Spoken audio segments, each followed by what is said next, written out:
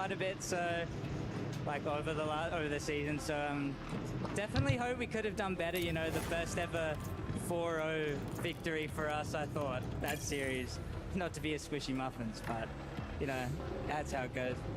I mean, absolutely. That was one of the most entertaining matches we've watched. It was one of the longest overtimes we've had in AWC as well. I'm not just talking about this year, also last year. But is there anything that you learned from this match? I suppose we probably forgot to go for demos. I suppose in the overtimes played too passively. Definitely the nerves got to us, and did some classic OC throwing when it mattered most. So it's pretty unfortunate. All right, well, thank you for joining me on this interview again, and commiserations. We'll see you on the next one. Back to the studio.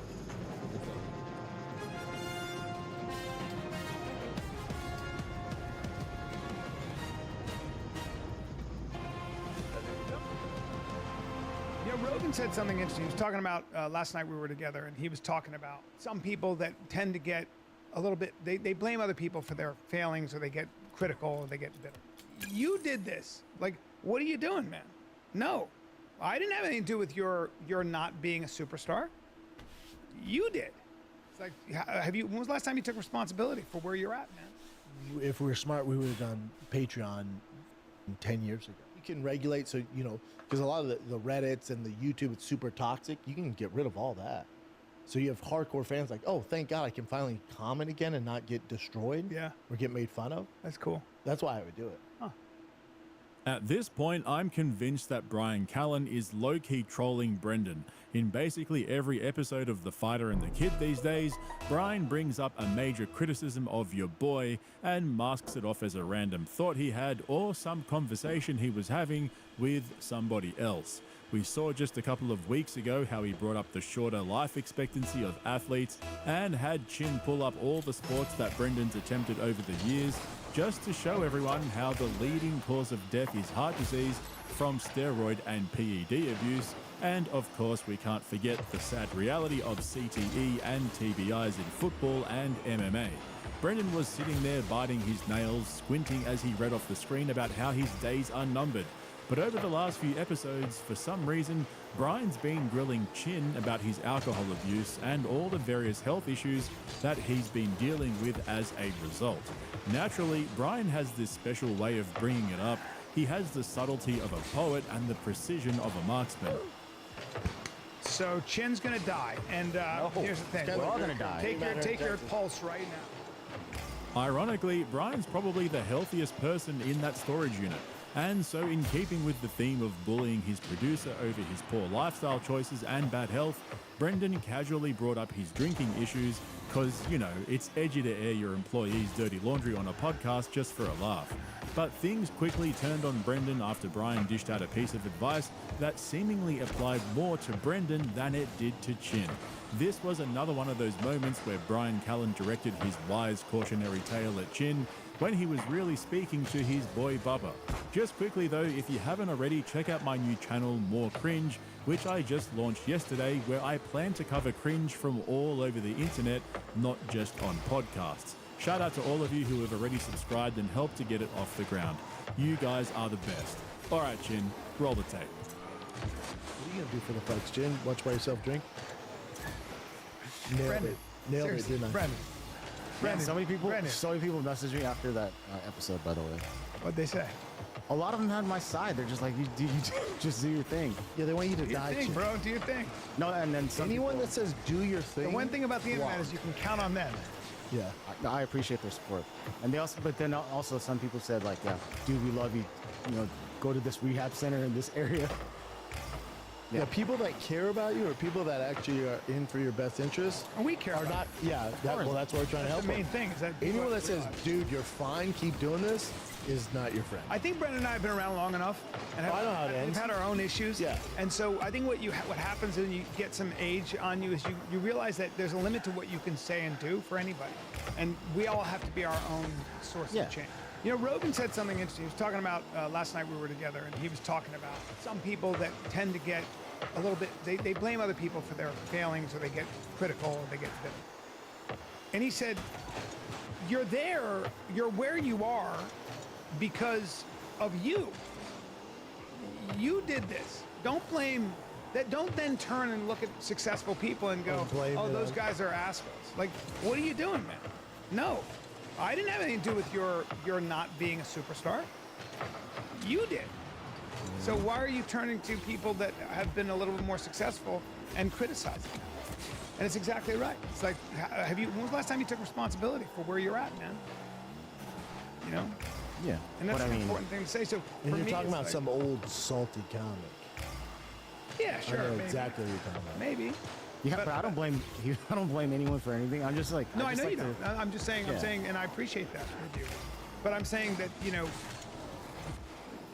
we're all responsible for the condition we're in, one way or another. There's like, yeah, things happen in life, but what are you going to do to get out of it?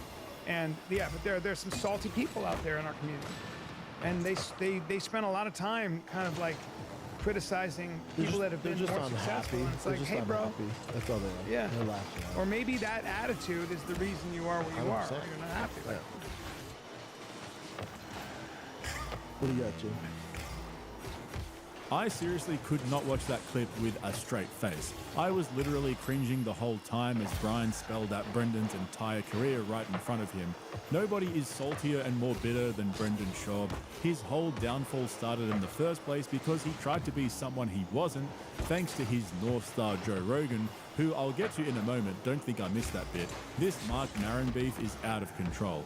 But the sheer irony and hypocrisy coming from both Brian and Brendan when it comes to lecturing Chin on taking responsibility for his actions and taking steps to improve his life when they're both sitting in armchairs in some random storage unit in Austin, Texas, making podcasts to entertain their haters and a bunch of bots.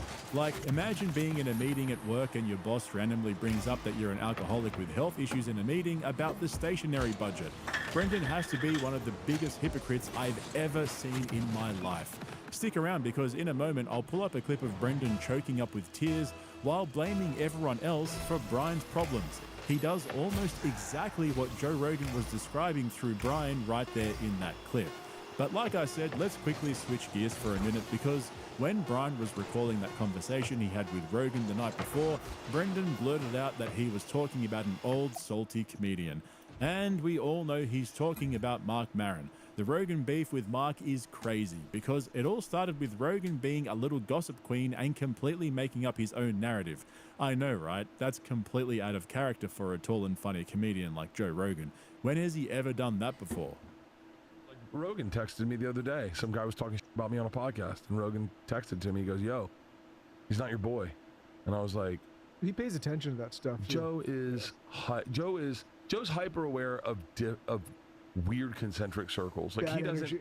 doesn't care about him. He doesn't care about like He's looking people out for talking. you. Shit. He cares about his boys and like, just giving you a heads up. This guy talked. He sent it to me, and I was like, "That guy." And the guy, I'm friends with the guy. I've had him on my podcast 2 times. Well, it wasn't about a real thing. Like I was on an Instagram live, just doing a thing, and I was rambling on, like I do, and I was talking about Netflix, and basically what I said was that Netflix has created this cash grab culture where a certain echelon of comics can just do, pop-up shows, shit-faced, and make millions of dollars. Yeah. And I wasn't talking about Bert. Right. Do you know who I was talking about? Andrew. No. Who? Chappelle. So I was talking, Oh, Dave Chappelle. Yeah. and it's not an unknown thing. It's a, yeah. He does a It pop-up was unknown show. to me, but Yeah. But I decided just to be diplomatic and not mention names. Yeah, And then yeah. somebody on Instagram was like, talking about Kreischer. oh, that's how it started. And then like I'm scrolling and I see him on a podcast saying like, there's this guy who we were friends. He's been on my show. I saw that. I've been on his show. Yeah. And like he said some and Rogan got in my ear and said he's not your boy and all Yeah. this and his name rhymes with, and I'm like, oh my God.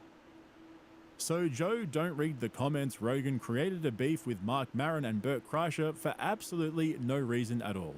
On a side note, I couldn't help but imagine what Dave Chappelle's reaction would have been if Rogan called him up to let him know that Mark had been talking shit about him. He'd probably be like, Mark who? Like the time Joe was explaining to Chappelle how Andrew Schultz is a comedy genius for doing his little skits in the pandemic, and Chappelle didn't have a clue who the fuck he was talking about. And so clearly, according to Brian Callen, Rogan hasn't been following his own rules about ignoring the haters and not giving them any attention, because it looks like Mark Maron's recent publicity tour for his comedy special has been keeping Joe up at night. It's so funny to me how Rogan falls for this time and time again. Remember how last year Cat Williams caused a stir by calling out Rogan on Shannon Sharp's podcast, which led Rogan to cave and invite Cat onto his podcast, which in turn gave Cat so much publicity that his comedy special went straight to the top on Netflix a month later. Now everyone's talking about Mark Maron talking shit about Rogan, and what do you know, Mark's also got a comedy special out. The whole business model of going on JRE to promote your special has been flipped on its shiny bald head. Now comedians are just calling him out for the same effect. Now that's genius. Maybe Schultze should try that instead. This is turning into the UFC, except there's no fight and they're just comedians. But I promised you earlier I'd show you a clip of Brendan doing exactly what Brian was describing earlier, how Rogan was saying he's sick of these comedians blaming everyone else for not being as successful as the top 250 are, and what do you know, Brendan was actually talking about Brian. I'll get emotional here. It drives me, well, if we're being honest, leave this, Jin, don't edit this out. I'm speaking from my heart. I know you're not gonna like this. I'm gonna look right. It drives me nuts that Brian's at where he's at. I will challenge anyone, any comic, to go on stage after Callan. I challenge any of those comics. I don't give a if it's the Comedy Store, Zanies, wherever they're at, and you're telling me Brian's not better than 99% of those comics. It drives me nuts that he's not up there with those guys. He's better than 99% of them. And you want to outcast him over some bullshit? That's what I don't with. That's what upsets me. So what makes me proud and not mad, I'm trying to get mad, what makes me proud is he's not going to lash out about it. Brian's cool. Brian goes to work. Brian's doing the road. Brian's trying to sell tickets. But I'll tell you right now, I don't forget. That shit's not cool with me. That's why you don't see me at those fucking places. Sorry, dude. Come on. Thank you. What else?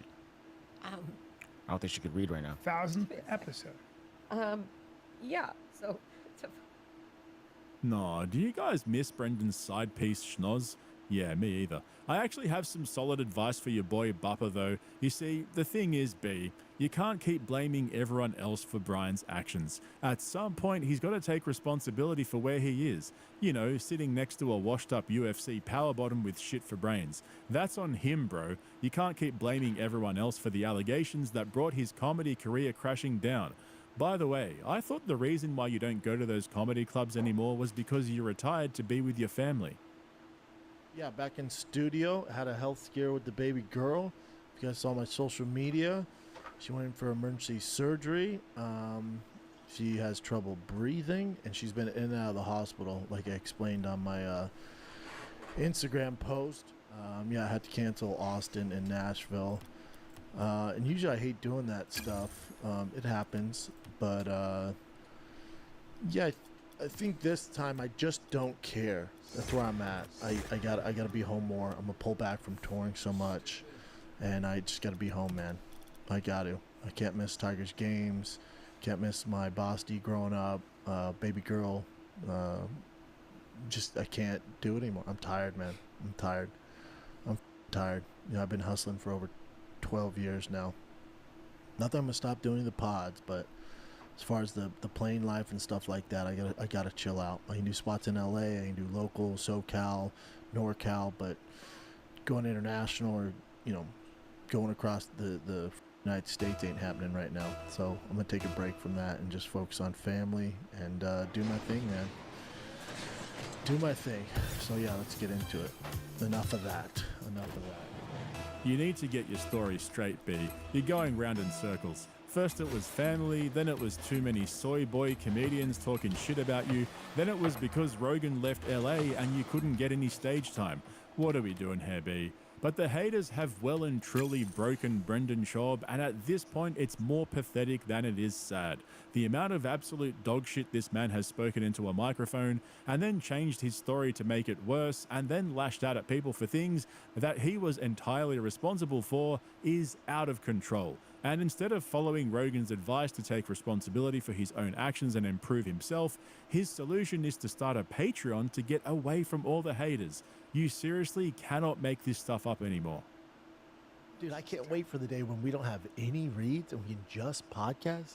I don't know if that day's ever coming, but if it did, that would be f***ing awesome. We would just do podcasts. We don't have to worry about reads. If we were smart, we would have done Patreon 10 years ago. Yeah. And so then eventually that gets built up enough where you're making the same money you are off don't have ads, to worry and it's about just that. all free for the actual fans. We are going to do And we're flirting with the idea of doing Patreon, aren't we? I'd be down for it. We've never really done. I'd be down for it just because we've been around so long. Are we as big as we were 10 years ago? No. But the one thing we have is hardcore fans. Yeah. So it'd be for them. Yes. That's the reason I would do it. Yeah. And you can regulate, so, because a lot of the Reddits and the YouTube, it's super toxic. You can get rid of all that. So you have hardcore fans like, oh, thank God I can finally comment again and not get destroyed. Yeah. Or get made fun of. That's cool. That's why I would do it. Huh. Like that. You'd have to give them incentives on after 12 years of a free show, why they're paying whatever is $3. You'd have to add content to it. You can't just do the same show. Where they're like, dude, we got it free for 10. If you gave some like behind the scenes, you do some live shows, you give extra episodes, you do longer episodes just for the Patreon. Yeah. If you give them a reason to subscribe Yeah. to it, that makes sense. Yeah. I'm down. Are you though? That's my biggest fear. Are you? What do you mean? You down I wouldn't have to commit to it? Because it's going to be a beast. It's more work than we do now. go, bro. All right. All What do I right. look like? Afraid? What do you think, Jim? I'm down as long as it gives. We'll still put out free content, right? But then just adding to it, like extra stuff for the hardcores, which have been supportive since. Yeah, extra Forever. episodes, longer episodes, Q&As And just bonus on stuff. there. Yeah. And the goal would be eventually get a point where we don't do any reads and we're just doing it. And they can just enjoy the content without having. That's the biggest thing too. Which Also, we don't have to pull. no, yeah, just Oh, you can just play music on there, videos. Like, Really? Jim don't have to edit the video. No. Oh my gosh. It's the great. it's the Wild West of it. Really? That'd be really Just being completely raw. I mean, you guys are pretty raw as is, but every now and then we'll have to do something because It's on me. I'll say a few outlandish things and Jim has to edit it out. not just that, but just like saying names of people that you don't want to put them out there. You know, that kind of stuff. Give me something else. Oh, you mean current event? Yeah. All right. Have you guys heard this story? This is wild. You know I love my serial killers. That is classic Bappa right there. The real reason I'm starting a Patreon is for the hardcore fans. It's for them. But also, it's so I can hide from all the toxic haters on YouTube and Reddit. Let's get real for a second here. The real reason why Brendan's never started a Patreon is because without ad reads, there's no reason to have a paid subscription because who's going to pay for all the bots? I'm being serious. Think about it. They start a Patreon, they buy a bunch of fake memberships to boost the numbers, but because there are no ad reads, they can't offset the cost of all the bots. So what would be the point? There's no one to fool. And for the life of me, I cannot understand why these so-called comedy podcasters insist on having production meetings in the middle of a podcast. Tom and Bert do it as well. Guys, nobody wants to hear that shit. Have a conversation behind closed doors, make a decision, and then announce it. Talking us through the pros and cons of a business decision is fucking boring. Not only that, Brendan's in for a rude shock if they ever do start a Patreon. Does he really think a bunch of homeless cats won't sign up to troll him for the low price of $3 per month? And no ad reads too? I smell a bargain here, guys. Brendan, you should definitely do that. I can't wait. Sign me up. Incidentally, check out the link below in the description to my Patreon if you want to see my uncensored exclusive content. I'm currently working on a video covering the Disaster Kill Tony show in London that Tony Hinchcliffe and Brian Redband have been hiding from us. So check that out if you're interested, and don't forget to subscribe to my other channels right here on YouTube as well. Thanks for watching, guys. I'll catch you in the next one.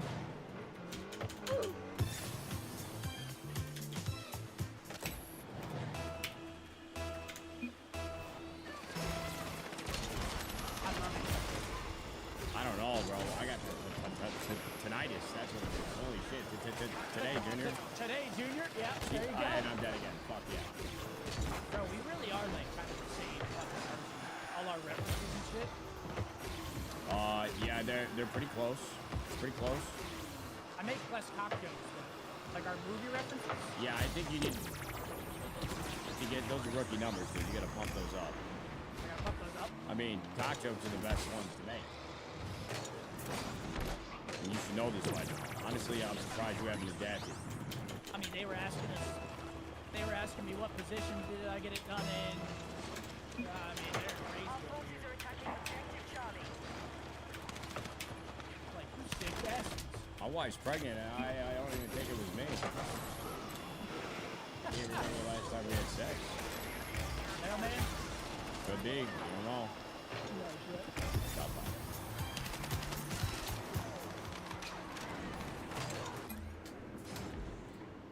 Possession more often than not. One minute left of regulation here. Furia still holds on to their opening goal lead.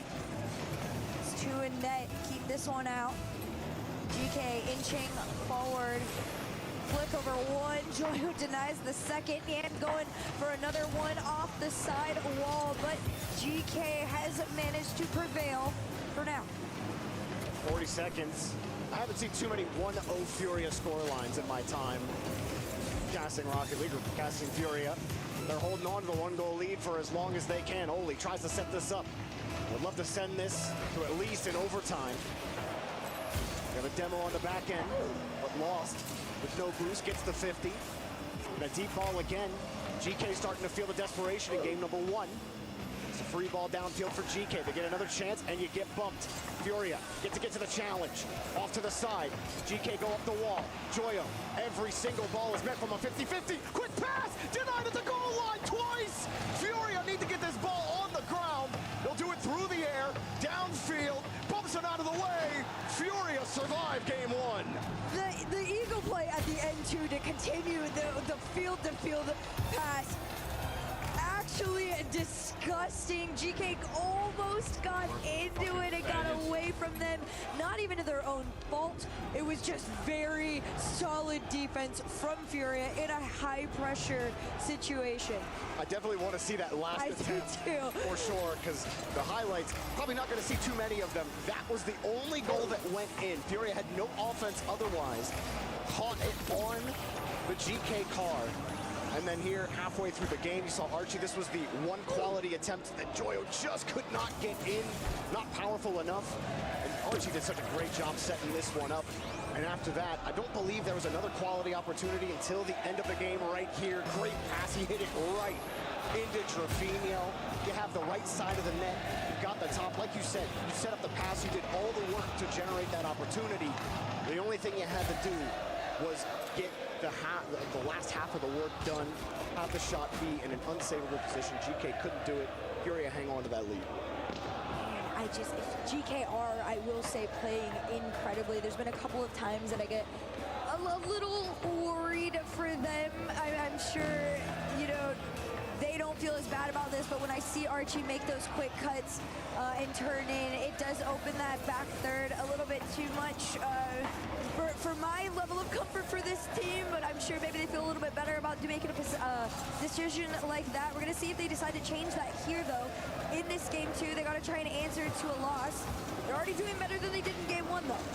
Well, I wonder how many of these came in the final minute, but there were 11 demos in that last game from both sides. They started racking up in that final minute. I think most of those were from GK. Yan, 3 sets over 1, lost, low pop. Furia trying to control this out of the corner. For everything we were saying about how Furia were hanging on defense, they did not have much on offense. I think GK had more quality opportunities than they did. I actually think so, too. I feel like the shots that we were getting out of them felt a little bit more methodical. And we're going to see if they can get that from them again. Furia was more like an opportunity arise in front of them, and they just full sent Joyo off the ceiling, reset, very powerful to that backboard. It does get dead ball. Archie trying to make the center on it. Oli already committed. He's going to try and waterfall it down, but Furia's defense plays the patient game and transitions out. They needed that clear because they lost both their corner boosts. They're able to get a midfield boost, get some small pads. That was going to be a dangerous opportunity. Lost, gets around one GK defender, can't dunk the second, but a chance for more pressure for Furia. GK double commit, but a huge clear. Yeah, that double commit is really scary too. Sometimes GK have these moments of, they play a little so fast that they almost got ahead of themselves. And it's not even a communication issue, it's just everybody wants to be the one to go fast. Oh, that's a wide one gone. That was an opportunity, but the pass was so fast to Lost. The timing has to be immaculate. You can see the crowd. The Brazil contingent out for Furia. It's been a tight one, but definitely better form for Furia than yesterday against Ultimate. I think you still have some questions about their offensive efficiency. GK are certainly threatening them. In this game so far, GK's offense has not been as much of a threat. Furia dropped down pass, and that would have been insane. Nice try though, Yan. Yan going across, can't open up a gate for Lost. Trevino has to play defense. Gets the 50, but that plays. Saw only getting harassed on the back line, almost got bumped, but gets the touch. Yeah, very slight touch or bump on him, kept him off that one. You already see Lost was trying to, set himself up, lurk for a potential center on this. Right now, Fury's game plan, just be a menace. And you got over 2 minutes left, completely scoreless. Pass over to Yan, can he redirect it? Dead balls it down. Joyo reads the play. And Lost is trying to keep it going. He has to hand it off to Joyo. It's low resources all the way around for GK. No more than 100 across the board. And they're still doing the pressure shots forward. Yeah, when Furia got their corner boost, there was a midfield grab. And everyone on GK is able to get back. Now they finally get some more boost, but now they're getting demoed. Trevino dropping it. Yan came down. But Furia are trying to give GK multiple looks. Threaten the flip reset, go for the pass instead. Try to keep GK guessing on who's actually going for the ball. A minute 30 left, nobody finding a goal. Fury have had the better of it so far, but nothing to show for it. A demo to give some space. Another demo, more space. Can this be on target for Yan? He pops this up. Yan's got 2 to beat and he gets bumped. This has been such a back and forth game. Again, this is one of those ones where you're kind of just sitting and waiting to see who grabs 2 possession of this ball at any given moment. Game number 1, Furia barely taking the lead with 56% possession all throughout that first game. Didn't even quite feel like that much more than GK at any given moment. This one feeling a little bit more hopeful, although it does get away from them. Yan has to keep touch on this ball. Joyo takes it off. Another attempt. Such a good job managing that entire possession. Ball gets down, he manages his 50 perfectly. Had to fight on 2 GK attackers and timed both of those to get this clear out. But Furia still got stuffed at the midfield line. Trevino, it's a high pop. GK will wait. Trevino, no boost, looking for Lost downfield. Again connects, but there's no angle to shoot. Yan forced to dump out to the corner. Sure, that's the touch he was looking for. Now Furia forced to hurry up. A dangerous opportunity. They get stranded on the wall. Off the post, it bounces away. Right now, Furia are defending on the lowest boost we've seen, at least in this game at any given moment, but they are still managing to make those saves. Archie to the ceiling, 75 to work with here. Has to leave it for Oli. Furia's trying to kill this ball, but Oli's keeping it in play. Can he make the center? Yes! 0 seconds, GK find a way through. A huge touch off the corner and finds the seam. Rolling the ball against the back wall. No chance for Furia to save that one, and it all started 40 touches ago. The ball gets dumped back into the corner by Yan on a mistouch. They lose that corner boost, and Trevino has to dive back, use all of his boost. There's no boost for him to recover. Lost has to go across it. The ball hits off the post. Everyone on Fury is panicking. GK never let go of the ball, and at that point, it was just rinse, repeat, send this across. Fury are boostless. They have no momentum. All you got to do is put this in a space where I can put it in, and Archie found it. GK are in the series. I'm fairly sure this is a fault that GK have spotted very quickly after game 1. Or not necessarily a fault, but something that they've caused. They are forcing Furia on the lowest boost I've ever seen them have to play on. In particular, Yan in that first game had less than 20 5 boost in the tank for 56% of that game 1. Now in this second game, I sat there and I counted on my fingers. On that last 30 seconds, for 11 seconds, he was on 0 boost, making some of those saves on the back line there. And that, you could just feel, I can't even fathom the level of stress to not have the time to gather even like a pack. I mean, for most of that game, they were dominating in the boost. Like, Furia had used 500 more boost than GK in game 2. Like, and for most of that game, they were the ones putting offensive pressure on. And then it wasn't until that Yan mistouch where they just completely lost the tone of the game. GK took advantage of that, threw some discord in it. So we got a ball game, Hercules. GK trying to get advantage early in game number 3, put it on the left side, but no shot. See what they can work with here. Yan completely demoed off the play just for the back pass to GK. Oli already up, almost passed it in. I was curious if he was going to make the win on that race there. It looked like he almost had gotten beaten out, but nope. Oli is just faster. That was just a great pass from Joyo. Like, you forced Trevino, he's got to jump up and get that read, but that pass was so fast off the ceiling. A great connection, as you're saying, GK. What a way to respond after Fury were putting all that pressure on you in game number 2. You take that game, and now you set the tone in game number 3. Powerful redirect to that backboard there. No follow-up to be seen. Furia, they've got the entire, or what feels like the entire stadium in their favor, but GK, momentum on the field is all theirs. No touch for Trevino. Oli still controlling a cheeky double commit from Archie. Might give an outlet here for Furia. Trevino, pass deep, connects. 50 keeps things safe for now, if not a little awkward for GK. But not only did Furia not steal the corner boost, GK pick it up. Trevino has to dive around the corner. This helps GK manage things nicely. It was Archie who picked that up and trying a pogo. Okay. I see you, Archie. We see you. Just Archie. I was going to say, it's definitely like a just Archie thing to be trying to do something like that right now. Clear back downfield, Yan. It's his own boost. Demo as well, Yan still dribbling this through, trying to get some help as well. Trevino coming through, maybe someone to turn and burn on this ball, but GK are able to cool the flame real quick. Furia, again, going back to this effort they had in game number 2. Where they wanted to be faster than GK, and they were. Trying to keep going supersonic as much as they can, but sometimes it's not about speed, it's about quickness. Yan trying to get quick here. Air dribble 50. Can Furia get something set up here in the blue half? No, immediately gets shuffled right back to the midfield. It was so interesting seeing how weirdly, almost disconnected Furia is.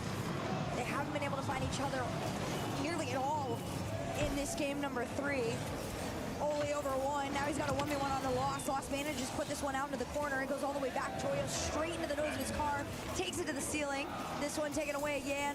One of the better moments to transition Furia out. If they can beat Archie, they do. It 50s on target, and that truly was the closest we've seen them get in quite some time. There's just no way for them to work those passes out of the corner. That's where the ball keeps getting killed. And GK are all over this, right into a Furia player. It's Yan, credited for the save. Did they just catch them out? No, Joyo has the boost ball. Not sure he needed it to make that save. Still Furia find a way to hold on to the ball. And Yan slows down the counterattack, gives Lost a chance, avoids everybody. Lost, makes some moves, but can't quite dance his way to the goal line. Oli really is stepping up in this one defensively. He is a beast. He's a wall. Another big clear. Does GK follow through on it? Trevino gets that big boost pad in the corner. Hopefully gives Furia something to work with here, but they continue to lose possession over and over. It's a free shot for Oli. What? Joel somehow Lost managed to make an angle on it and keep it out. You know, you don't get free handouts in Rocket League. That's as closest that you're going to get to one. And credit to Furia for hustling back and getting the save, but that shot is any faster. They're not getting it. No. This could be a 2-0 lead. Instead, Furia have a chance to redeem themselves, and Trevino tried to get tricky with it.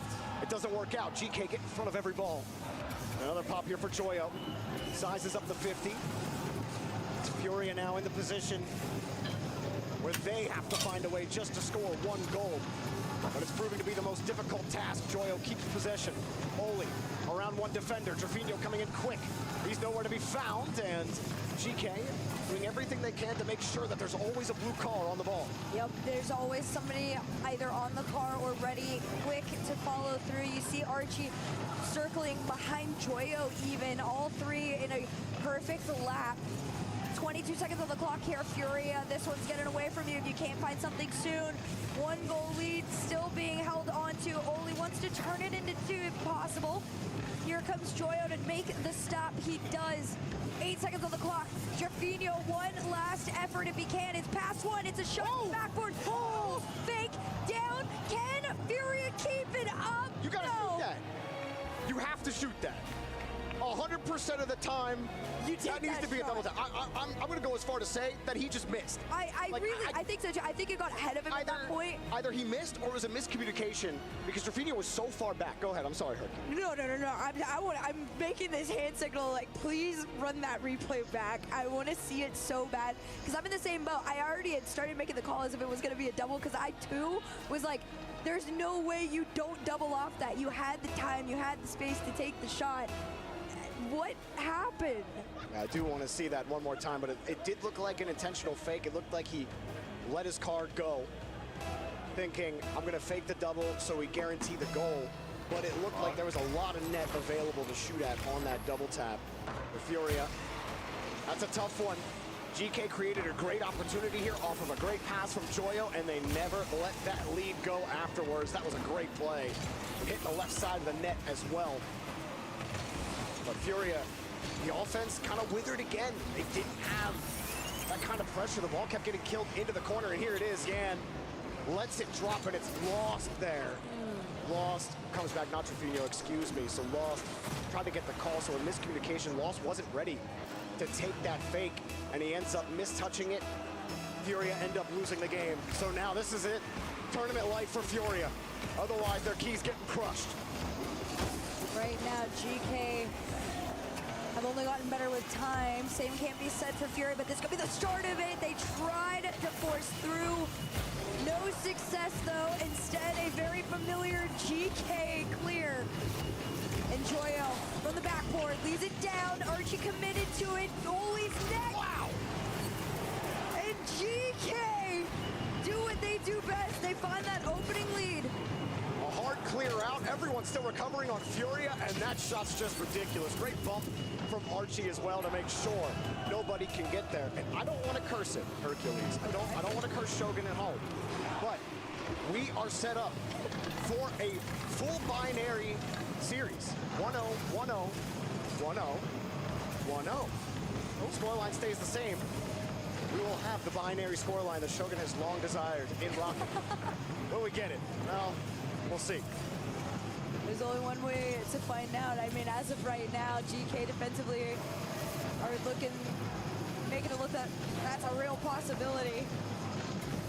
Furia, no true threatening shots have come out quite yet. Another miss from Yan means another clear from Archie. No boost, though. He still manages to get a touch off Jaffinho's car and allow GK into their half. Remember, for Furia, the organization here at Esports World Cup, they are in that club champion race. If they lose here, they lose out on any chance on getting any more of those prize winnings. Furia, the club, try to find a way to stay in this series and maybe go have a rematch with the Ultimates. It looks like right now GK are the ones in that driver's seat. Furia got to show us something just haven't seen quite yet in the series. They absolutely are in the driver's seat. As time has gone on throughout the series, GK is closing that tiny, tiny gap between them and Furia. Game number 3 was the first time throughout the series they've held higher levels of possession than Furia did on top of that ball there. So that's not a good sign for Furia headed into this game number 4. 3 minutes on the clock, still that 1-goal lead stands. And GK, even with the demos on the back end, it's not enough to hold them out.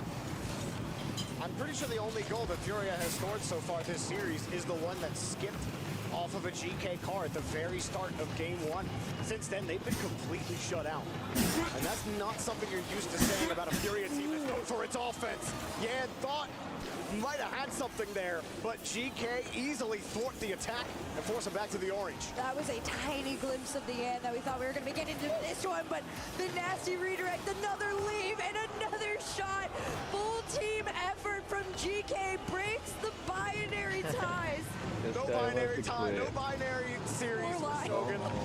I'm convinced the world is out to get him. It is. Learn how to hit the ball, you fucking faggot retard. You literally sat there in the fucking net and just let it go and you didn't even try to fucking hit the... Look at my title, you fucking faggot. You think I'm bad? Look at that. You'll never, ever in your life win anything fucking diamond, you fucking faggot. Suck my dick.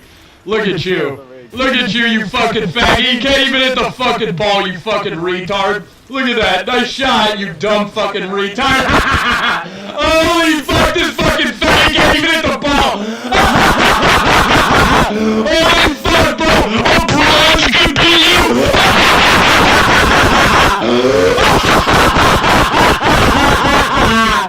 Oh, what just happened?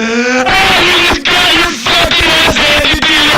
Look at you choke on that dick, you little faggot bitch. Nice save.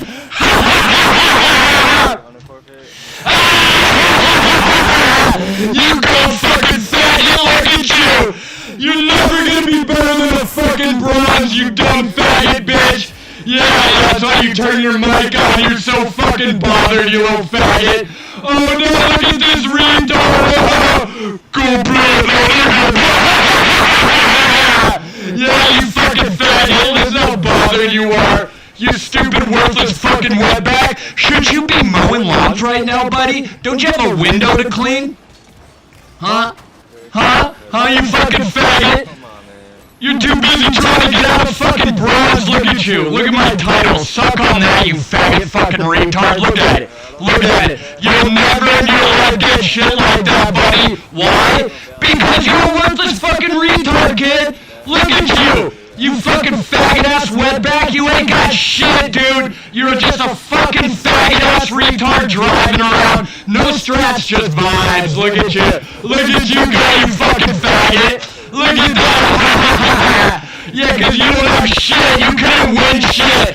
You couldn't win shit. I know you're sick of all your teammates giving up on you because you're such a faggot worthless fucking retard. Look at that. What a save. Look at this. Let's watch it back. Where you up the wall like the faggot retard you are. Oh, and then he goes up the wall again. Decides not to, so he realizes how fucking retarded he is.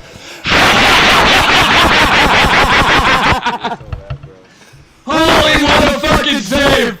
Yo, you know there's blind kids in the children's hospital that are higher ranked than you? There's literally blind kids in the children's hospital that are better than you. That's how fucking worthless you are, you retarded fucking faggot. There's kids with no fucking eyeballs in their face, and they're better than you. Holy fuck, dude. Holy fuck. Bro, you literally, if you wash windows this bad, what the fuck are you doing with your life, dude? Literally, what the fuck are you doing? You'll never win a title. You'll always be a fat little bitch. You take that shit. How's my dick taste, you fat-ass retard? And we can do that all fucking day. We'll see you in the next one.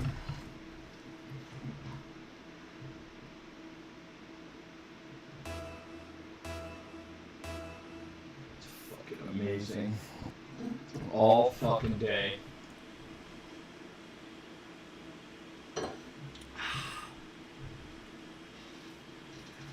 Holy fuck.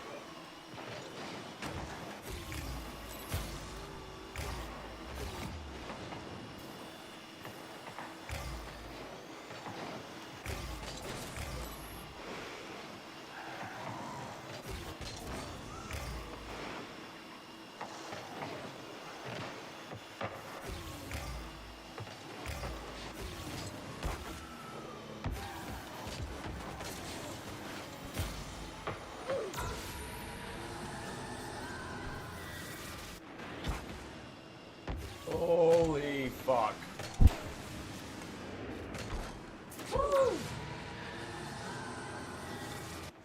Holy fuck. Oh, I can do that all day.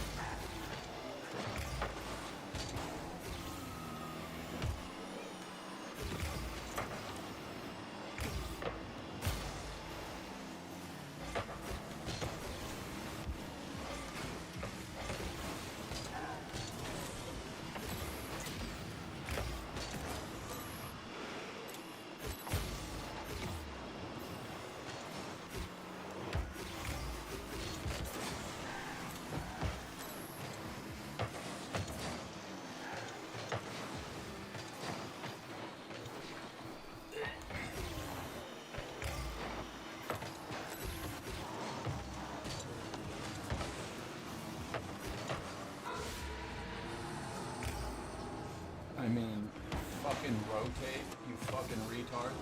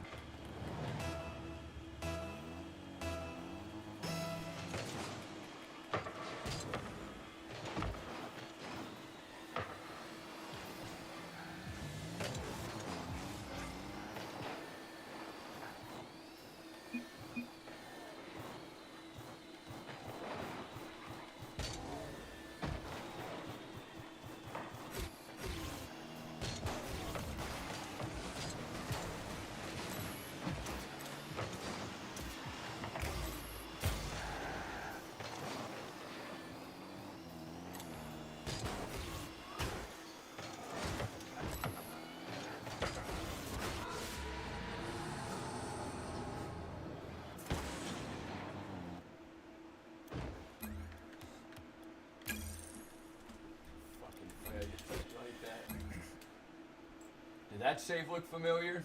Fucking retard.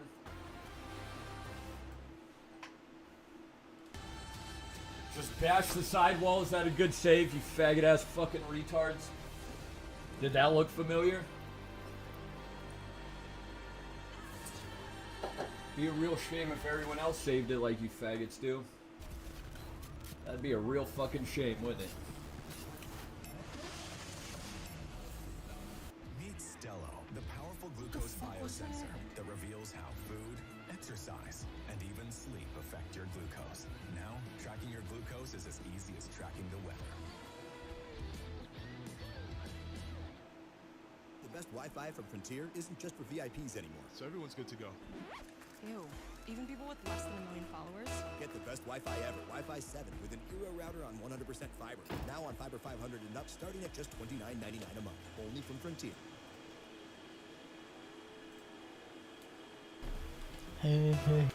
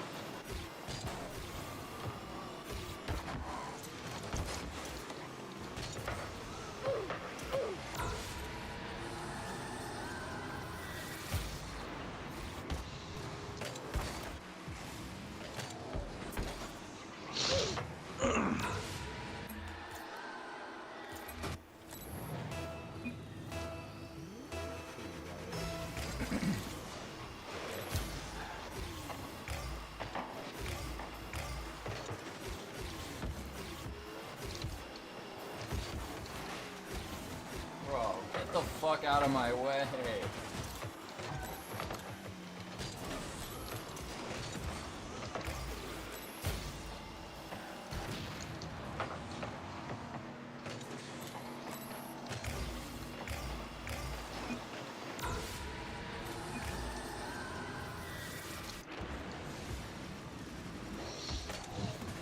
Demo, you retard.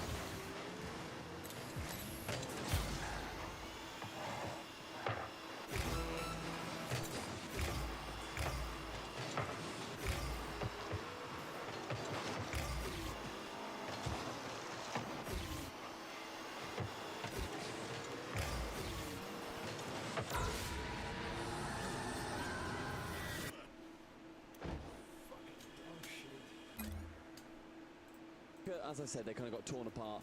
This is now how they mend that reputation. This is how they make it up to their fans, who will be very disappointed because there's so many people on social media saying, I'm a big SSG fan, I really don't want to support them now. But to those people, if they've apologized, you need to also move on with them. You have to come out big in chat, you have to come out big on social media, support the boys now that they're playing at their fullest. You can't ask for a better matchup with respect to TSM if you are SSG. They are a tier above them. This is OCE second seed that we're talking about. Space Station Gaming, play this game 15 times, they should win it 14 and a half of those times. You know, it's a dream next matchup for them, so time for them. The D-tilter. Should be. No. Should be. It might be a retail. Should be. With cream on top of it. Could be the ultimate tilter as well. There's danger here, but I think they should be fine. Hey, well, we just heard from SSG, so why don't we give TSM a chance to talk? Right, I'm joined by the entire TSM squad here pre-game. Huge matchup coming up against Space Station Amphis. Did you watch yesterday? Did you watch SSG? What are your thoughts on them? We may have been waiting for 2 hours for our game while it was going on, to be honest. So that's might be why we looked a bit tired during our series. But I mean, we're thinking of playing some mind games. Maybe we'll go up like 5-0 and maybe get them to give up early in the series. We'll see if they do it again. I got one for Coach Mock over here, mate. I mean, if you guys happen to be down a few goals, are you telling the boys to keep playing? Absolutely. Considering the backlash on Twitter, I've been seeing absolutely they're keeping playing. It's good. Lockie, performance so far. How you feeling on the sticks?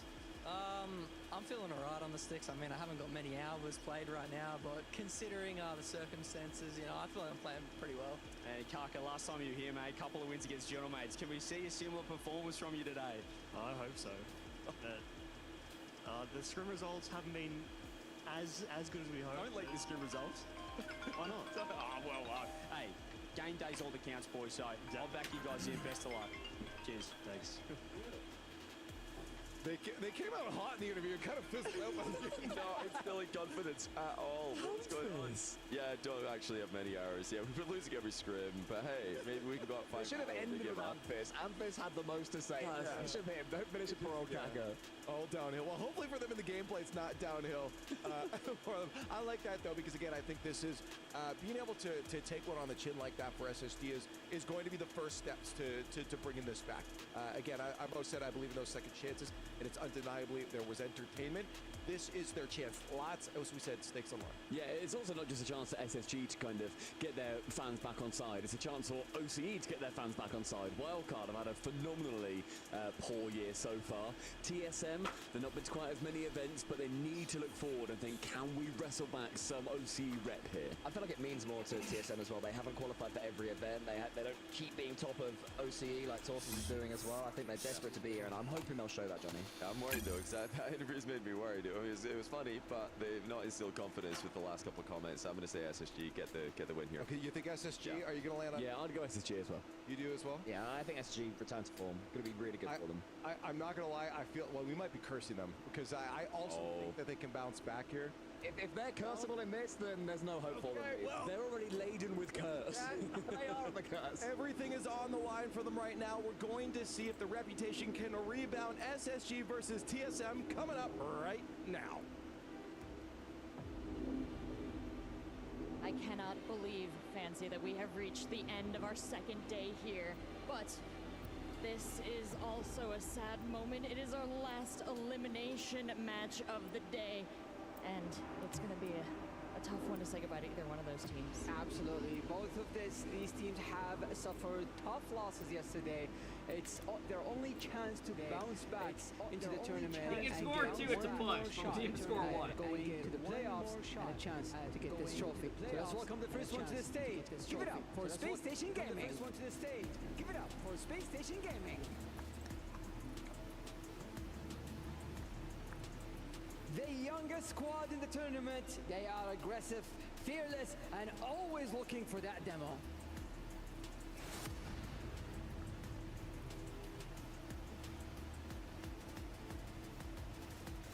And their opponents, TSM. They say if you shoot for a space station and miss, you still land among the stars. But if they take out a space station, TSM would be over the moon and move on to tomorrow.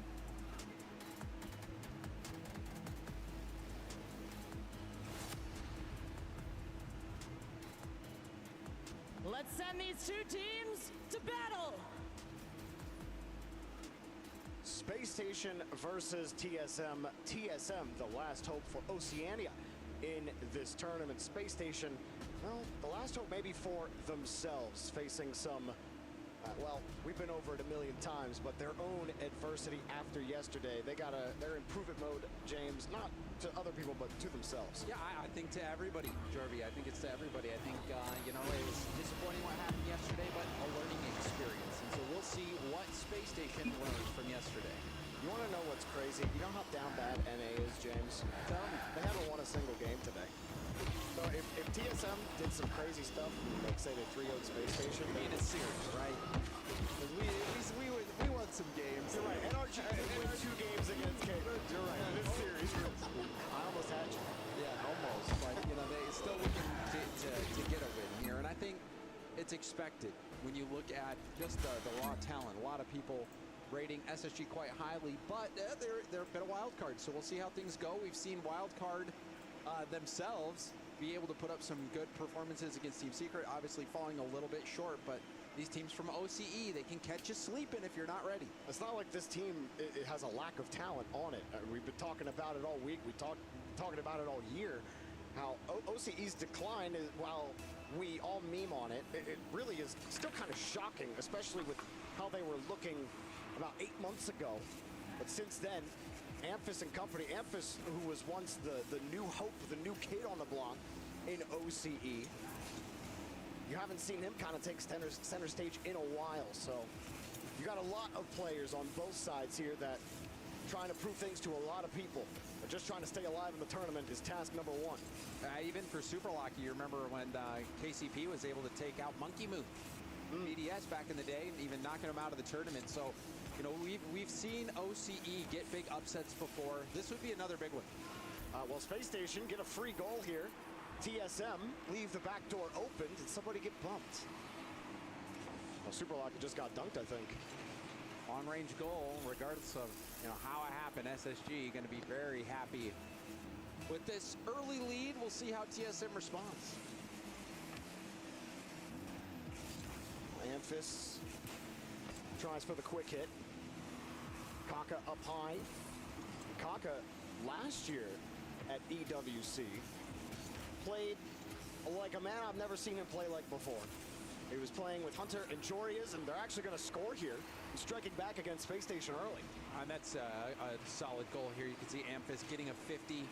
Kaka, instead of launching it straight at goal, puts a little soft one, but the defense was beat. There was nobody back from Space Station, and then a little extra help on the tap-in from his teammate. So good response here from TSM, but this is a nice kickoff possession off the bat for SSG. Reveal, force back. Everybody on Space Station ready to receive. But they just lost the ball completely. Super Lucky gets a free goal. So Scribbles, no play here. He goes downfield to maybe be an option. And then I'm not sure what Kofor was thinking there. I think Kofor was surprised he didn't hit the ball on that first go. I think he was expecting either to be given the space or for him to go for the touch. And when neither happened, Kofor was lost. And now you really do look to see how SSG responds to this adversity. Kofor gets nice catch and chain dash, but can't get much more. And TSM had almost gotten a third goal there a second ago with the bump in front on the bump and go, if you will, as it's drilled forward. Super Lucky not going to get a chance at it. Space Station, a pass to nobody. Scribbles forced to play it out to the corner, but it's TSM in the driver's seat right now, James. Yeah, it's not looking super promising for Space Station. TSM catching, SSG sleeping. And a lot of Z's on the blue half. Put out Reveal. Just could not get back to the ball. He put it away from himself. He couldn't recover. Everybody else on Space Station needed more time. And Reveal had to find a way to protect that ball for a little longer. Couldn't do it. Kickoff scrap for SSG. They do cleanly win possession, and Reveal has a lot of boost, but Kaka's there to slow down the counterattack, even getting another touch. Gopher just pushing the ball forward. But Jorby, I think this is a worrying sight for anyone who's a Space Station fan, especially given how yesterday went. Well, I think this, like you just said earlier, now how do you respond to this situation? It's game 1. You still got a lot of series to play. You got a lot of game to play. We were just talking about it before the game, that this TSM team, there's no lack of talent on this roster. These guys have performed. Kaka, last EWC, was one of the best performing players in the entire tournament. These guys are all capable of it. Space Station can't rest on any laurel that they can just walk over an OCE team. They're not that type of team. And TSM are showing it right now, and they're telling Space Station, you're going to have to play a good game to beat us. Super Lucky, down on the pass, couldn't connect. You're 100% right, Jorby. This is not a series where SSG can just autopilot and expect to win. TSM, a great start for them. After Wildcard got eliminated in heartbreaking fashion to Team Secret. Love to continue representing Oceania. Stay alive in the lower bracket in Group D. Popped up high. Less than 2 minutes to go for Space Station to get this series or get this game down to 1. I like that extra touch that Scribbles was able to get. This is finally some time on attack. And Reveal going for the bump. Excellent high percentage play, but the follow-up save was there. SSG getting closer. Kofer able to protect the retreat. Reveal is a heavy touch. Wasn't able to get a solid 50. Space Station have to dive back to the ball. Boost protected by TSM. TSM slipped through. Super Lucky avoids the bump. Gets across 1, and you call the fake. I like that fake from Super Lucky. It's caught SSG out a few times. They've been having trouble reading exactly what TSM is going for. TSM doing a good job of being unpredictable. No touch here for Space Station just yet. Kofer tries to keep control. That extra touch, they're just not putting their car behind the ball. Really, these air dribbles are just giveaways for Space Station. TSM still in full control of this. Super Lucky never intending to hit that ball. Reveal drops this down. This is the best look he's had. Tries for the bump, and Reveal takes it.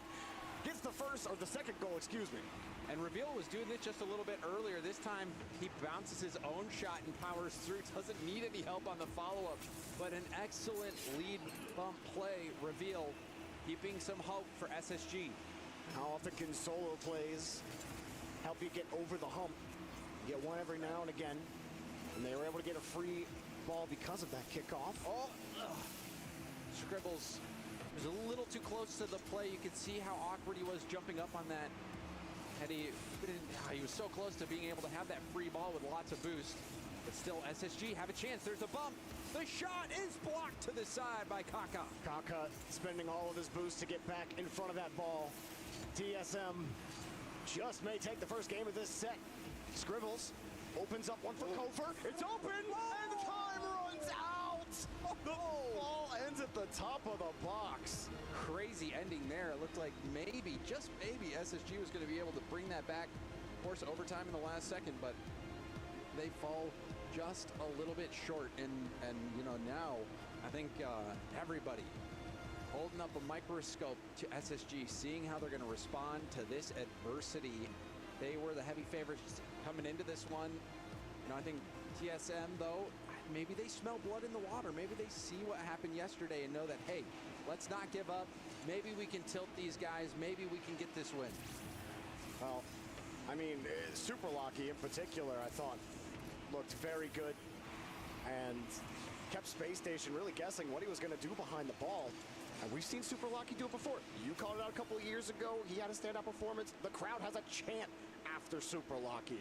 That tells you how iconic that guy is and the moments that he's created in Rocket League history. He could do it again. It's always a confidence issue with OCE. If Super Lucky's confident, I would be scared if I were Space Station. Playing confidently. I mean, honestly, for Space Station as well, not the normal Space Station that you see. Only 2 demos that game, when normally Kofer's demoing, what, 4 by himself a game in RLCS? So that is a big departure from the normal SSG strategy. We did see a couple bumps from Reveal. One of them did result directly in a goal, but we'll see if SSG can bounce back or if TSM is going to be able to upset here. Would be a big win for them, but SSG are the first to strike. Well, here you go. You get everyone looking at Scribbles, and then Reveal pops out of the box to get the goal. To Space Station, they score quickly. This is how game 1 started as well, and TSM clawed their way back quickly. Very true, Jorby. TSM playing, it appears like they're playing confidently. It feels like they're doing everything right so far. And they, surely it goes in, finally. Are you a future teller, or what do they call that, a magician? I believe Oracle is the correct term. Yeah, you could call me Mr. Oracle Jorby. It doesn't sound that great, but I like it. Either way, how many goals or non-goals have we seen like that this week? Where it's just bouncing on the inside of the post? Then gets cleared off. Yeah, that one actually felt goes like in. a lot. It has felt like a lot, but like you said, yeah, this one going in, and TSM going to be feeling very good about that. And another tilter for SSG, and no shot coming out. Surprising that there was no contact there. And now Kofor is last back with no boost. Finally does get some help. Yeah, I mean, you shouldn't be whiffing that 10 out of 10 times. That's not what you want to see if you're Space Station. Oh, and the cut from Kofor as well. Scribbles probably had the better angle, certainly had more boost to be able to get more power on the shot. SSG, there are some worrying signs developing.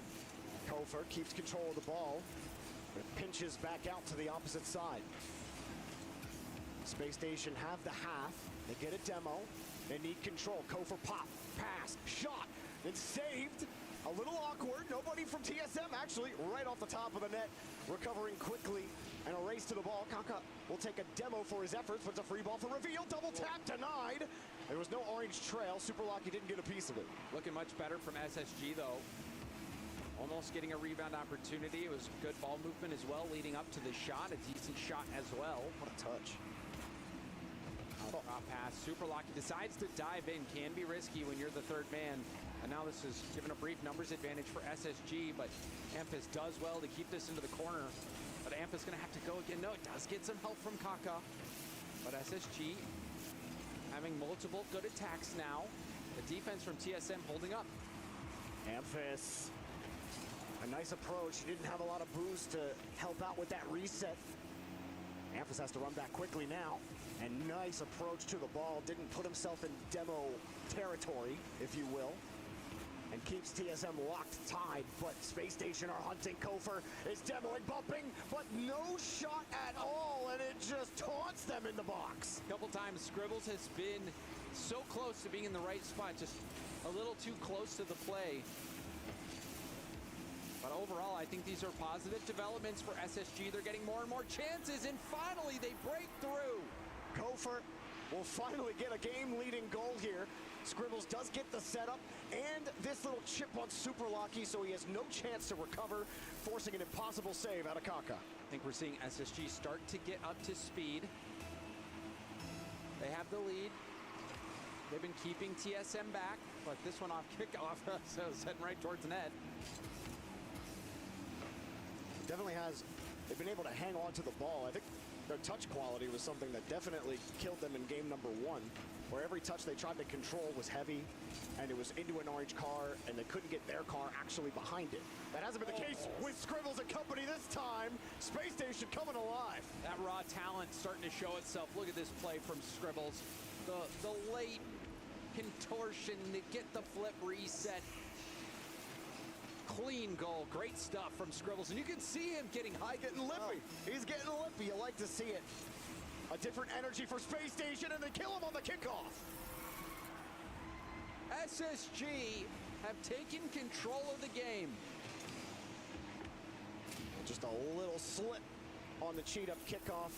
You're just the faster player. And Kofor and company doing much better here in game number 2. Now TSM, the ball's in their court. Kickoff strat again. We've been seeing a lot of kickoff strats for SSG, and it seemed to have worked out so far. They're getting possession off kickoff quite a bit. Another demo and another goal. Nice job from Scribbles. As soon as you called him out earlier, James, he's almost in the right spot. He's almost doing the right thing. All of a sudden, he's at the center of every single one of these goals for Space Station. Space Station's hit a different level right now, and I think this is the SSG that people probably were expecting in game 1. And another fake kickoff here from SSG. They're going almost every time. They are mixing it up on the kickoffs. Well, clearly some lessons were learned. What a shot! My God, Amphis. Oh man, this one was crazy. Almost just going straight in, but Amphis even following that up. Look at that. Jeez. Unblockable. The fact that bounces right back to him is insane. Prepared for it. Prepared for it. I mean, he's probably like, surely this is going to not go in, right? He's going to just sit on the goal line. That would be the OCE luck. He knows. Well, okay. That's a goal, maybe? Yes, it is. Wow. All right. That was a very interesting progression there. Fireworks this game. Look at this. Scribbles hits it, keeps on, gets the second touch, keeps on going, lands a double. That was so much effort done by Scribbles, and then you see the orange trail on that ball. That play, a bit of a head scratcher all around, but Scribbles is putting it all his heart into this game, and you'll love to see it. Wow. Pick off again. It works out for SSG. Well, Space Station are trying to make up for the goal differential that they have in this tournament right now, and making up for it with lightning speed, putting a 7 spot on TSM. So many kickoff strats as well. See if they do it again. How many can they have? Well, they try 2 back this time. But you do get possession. TSM's like, all right, well, they're probably not going to go for it off kickoff. They do get the clear. They have a man downfield, but Reveal gets the touch first. TSM needs something feel good. I guess Amphis can feel sort of good about that one. And it was a good team play. You see, Scribbles was forced to play high. The demo was coming low, so that opens up a gap low for the shot. And Amphis hits the mark well. Now, I mentioned the goal differential earlier, James. They're currently at -20. So when you think about what the scoreline is now, that tells you how much that goal differential was before. A minute 10 left. And TSM, you get this goal. Can you get a little more rhythm going and show some more life in the series? But I think after that game 1, maybe the Space Station of yesteryear would have folded in game 2. But clearly it's a new day and a new Space Station.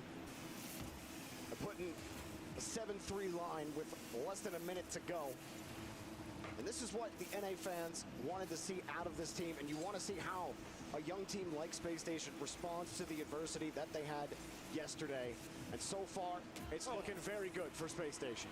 Yeah, they just keep piling it on.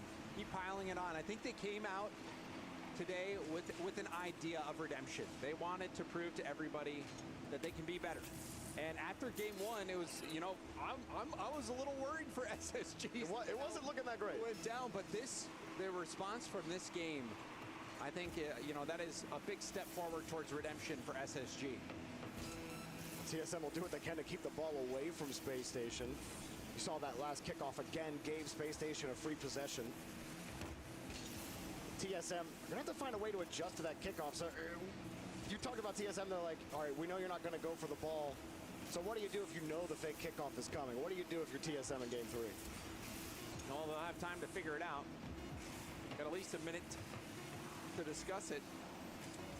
I think it might be a little too late to try to come up with something new, maybe.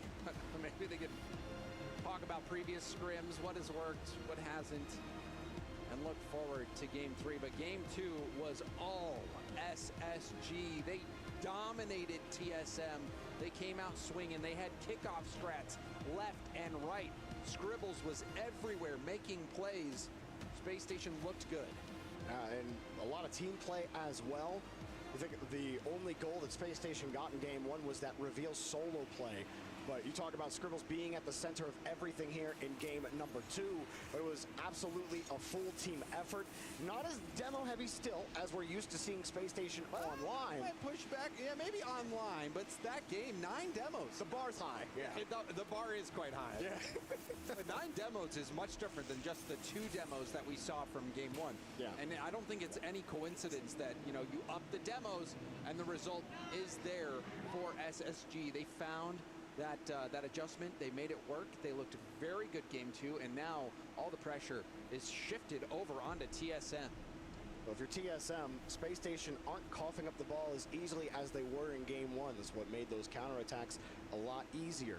Now when Space Station aren't giving up the ball, how do you force them off of the 50s? Now you have to be the better team. So TSM, ball's in their court once more here in game number 3. Another fake kickoff. This one doesn't really pan out right away.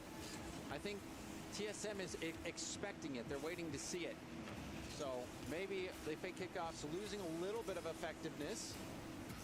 As we see TSM have extended possession here off that kickoff. And I guess not everybody can be K-Corp and have 30 kickoffs in the notebook. Cleared out downfield, TSM. And it's almost like you got to have that offensive coordinator calling the plays too. I'm surprised we haven't seen Farah have the wristband on his on his arm. Trying to predict what the other team's mindset is going to be to calculate the most effective play. No one's really been able to get a hold of this ball just yet. A lot of booming. Someone's eventually going to have to bring this ball down. And straight across. That is an interesting way to make the save, but a save is a save. Space Station still have the ball. Starting to get a little bit of possession. They got the midfield boost. Full retreat as they see TSM in the sky. And a good catch here from Scribbles, looking for a way out. Oh, for air dribble pass over. Scribbles going for the double, but couldn't put it on target. And there's another pinch that's going to go all the way back to SSG's corner. Heavy first touch from Scribbles. Amphis was there for the contest. Super Locky goes for a goal, and that's going to be an easy save for Reveal. Still a chance, though. Kaka sends it down. Net still covered. Okofer, he sees goal, but can't quite get the pick on it, but he gets the bump and it's saved. Needed more power on that shot, but you can see all members of SSG so low on boost. Super Locky. Okay, I see your game. You can't be beaten so easily.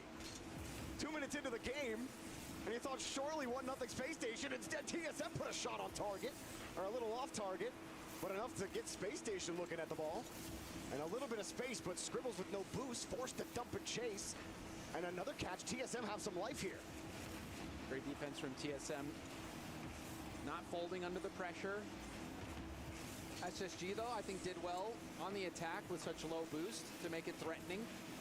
Coming very close to walking away with the goal. Kaka running back, wanted the boost, wanted to play defense. Can't quite get to the 50. Space Station gets set up for this one. Backboard clear, easy. But Kofer's here with boost. Can't quite get back to the ball. Scribbles missed his corner boost, and he gets demoed. I think it spawned right after he left. So it's just unfortunate timing for Scribbles there. Still getting those 50s, though. I think they mitigated a lot of that pain just now. As if Amphis gets a better touch, TSM got a really good possession. Instead, they're missing the ball. But that might work out for Kaka. Redirect too light, easily saved.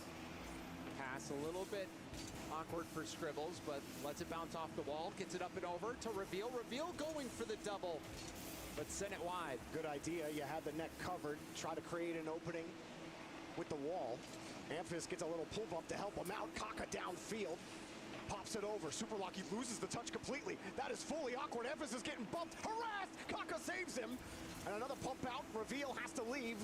No boost available for him as he uses everything, and it kicks away from the one player who could have shot it. TSM again streaking back. That man from behind getting back just in time to make the save. Excellent effort from TSM, making sure that there's additional help back on defense. Much better form from TSM. No rebound. Demo on the backside from Super Locky. Kaka, 50 boost with control. Just tried to keep that ball locked into the corner. Get Demo, but Super Locky, supersonic into the ball. Demoing, one more shot, but it's saved again. Somehow, Kofer credited and keeps it out. Super Locky gets it around one. Reveal from an awkward position. Slowed it down for a bit. Kaka trying to use his boost. A good clear from Kofer. That'll buy a lot of time. The defense for Space Station starting to look a lot like the defense from GK against Furia. There was no real opportunity. Every ball killed into the corner. Every seeming opportunity actually fools goal.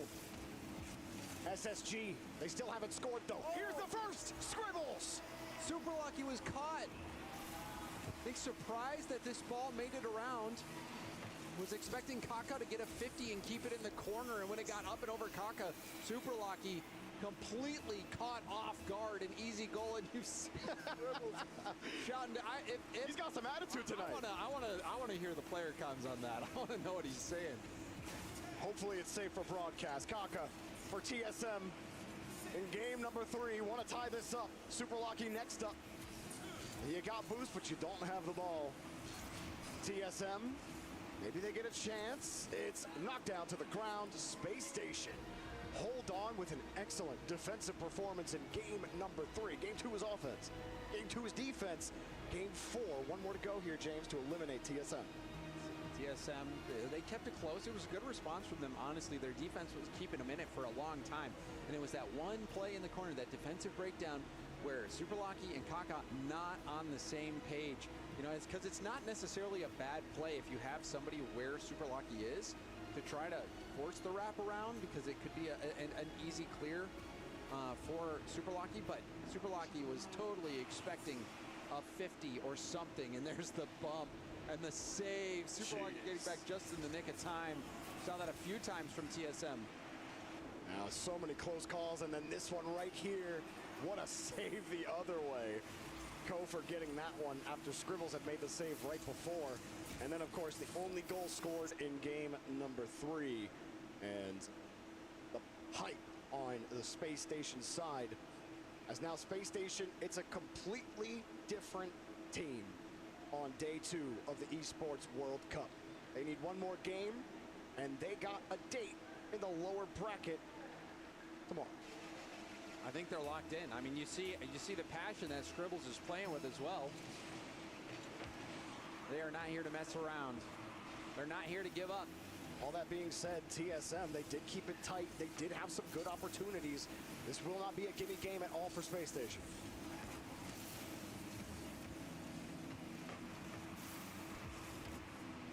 Amphis off the sidewall and passes it right over to Space Station. Tries to make up for it. It's still Space Station ball. Quick give, quick go, but no shot. It looked like it was a nice pass. That was shaping up, maybe threatening opportunity. But TSM's defense last game was very, very good. And this game as well, looks like they're off on the right foot. We talk about, Space Station. They were able to keep the ball closer to the chest in game 2, hence why they were able to score 8 goals. TSM were never able to get boost. That means you can't gain momentum, James, but they had a lot more speed that time, matching Space Station in speed in game number 3. That the actual stat. I'm not giving you a Fields fact chat. That is from our statistician. Thank you very much. Super Lucky. Throw that one downfield as TSM still look for purchase here in the blue half. Good catch from Amphis, but a heavy touch still makes it work, but the pass was not available. Much more possession from TSM this time around as well. Last game, they were trailing in the possession stat of 54% in favor of SSG. But we're seeing much more time on attack in SSG's half as well. Relentlessly attacking. See if it pans out. Super Lucky cuts the clear pass down, but he gets demoed for his effort. Space Station set the pike. They actually got the fence down, but no one can really go for it with that bounce. Good job dropping this pass down, and nobody is home. Third man at Doe for the pass. Couldn't get there. Scribbles collects. And I love the performance that Scribbles is putting together in this series. Oh, he got bumped. The youngest player on the team, but you can see that he's been a leader out there with his gameplay, with his, even just the emotion that he's bringing to this series. I love what I'm seeing from Scribbles. Absolutely. You need that kind of